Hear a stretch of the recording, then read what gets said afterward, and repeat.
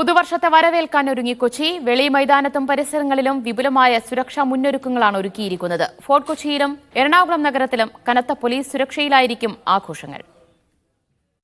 പരമാവധി 80,000 പേരെ ഉൾക്കൊള്ളാനുള്ള ശേഷിയാണ് വെളി മൈതാനത്തിനുള്ളത്. കൂടുതൽ പേരെത്തിയാൽ പോലീസ് നിയന്ത്രണം ഏർപ്പെടുത്തും.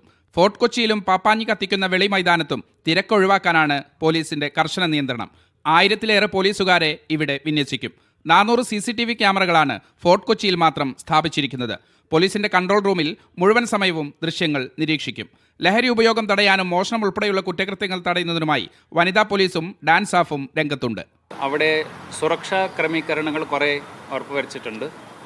ഒന്നാമത്തത് CCTV ക്യാമറകൾ, മതിയായ ക്യാമറകൾ സ്ഥാപിച്ചിട്ടുണ്ട്.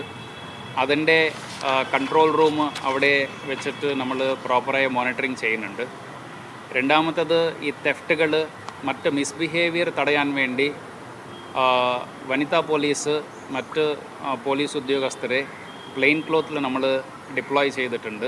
കോസ്റ്റൽ പോലീസും മറൈൻ എൻഫോഴ്സ്മെന്റും ബോട്ടിൽ പ്രത്യേകമായി പട്രോളിംഗ് നടത്തും.